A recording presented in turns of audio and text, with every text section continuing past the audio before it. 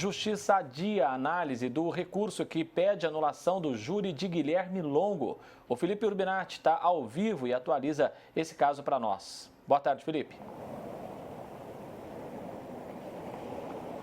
Boa tarde, André, a você e a todos que nos acompanham. Essa análise aconteceria na segunda-feira, dia 26.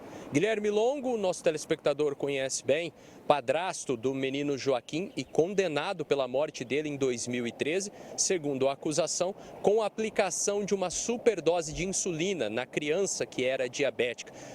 O corpo do menino Joaquim foi encontrado apenas 5 dias após a confirmação do desaparecimento dele. O corpinho já estava no município de Barretos, nas margens do Rio Pardo.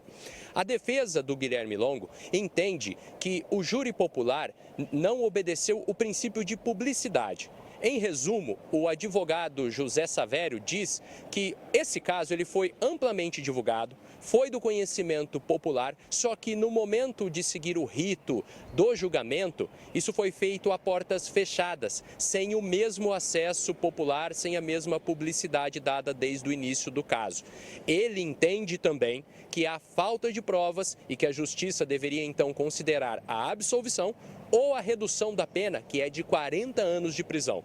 É claro que nós procuramos um advogado especialista em direito penal para explicar melhor essa situação para a gente. Vamos acompanhar juntos. É bastante comum haver remarcação, porque pode coincidir, como aconteceu no caso do advogado, já ter um outro julgamento naquela mesma data que já está marcado, ou já ter uma outra audiência marcada, ou pode haver um imprevisto, até mesmo os desembargadores que vão fazer o julgamento. Então, assim, essa questão de remarcação, de adiamento de sessão de julgamento, ela acontece, ela não é muito comum, mas acontece com uma certa frequência. Caso sejam encontrados vícios no primeiro júri, né, caso a defesa consiga comprovar, por exemplo, um caso aqui hipotético, que alguma testemunha mentiu ou que não foram analisadas provas muito importantes que poderiam, por exemplo, absolver o cliente. Então, alguns vícios, como esse que eu citei, podem sim causar uma anulação de um júri e um consequente refazimento.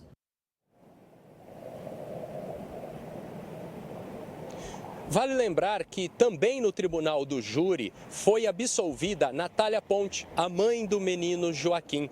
Ela inicialmente foi presa, acusada pelo Ministério Público de participação na morte, mas o corpo de jurados entendeu que ela é inocente. Se essa apelação do Guilherme Longo for acatada pela Justiça, nós teremos aí mais um capítulo nessa extensa história que esse ano já completa 13 anos. Vamos acompanhar o que diz o doutor João Silvestre. A partir do momento que ele, eventualmente, se isso acontecer, né, se os desembargadores julgarem procedente o pedido feito por ele, ele pode ser absolvido. Então, esse adiamento da sessão de julgamento eu vejo como prejudicial para ele, porque vai demorar mais para ele ter um retorno, enfim, se ele vai passar ou não para um novo júri, que pode absolvê-lo. Por isso que eu acredito, né, naquela primeira análise que eu fiz para você, que remarcar, desculpa, a sessão de julgamento não é muito bom para ele. Bem, como nós vimos, é importante talvez apresentar um resumo aqui. Não é assim as intenções, não é o mérito da causa, não está em acusação, não está em julgamento aqui se foi ou se não foi o Guilherme Longo, o autor do ato que resultou na morte do menino Joaquim. O que está sendo apurado aqui é uma questão técnica do princípio de publicidade. De novo, o que diz o advogado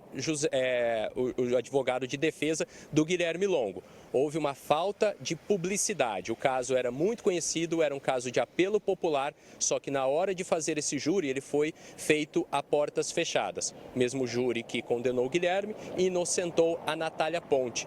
Nós, é claro, procuramos os envolvidos nesse caso, porque a análise precisa ter a participação de todas as partes.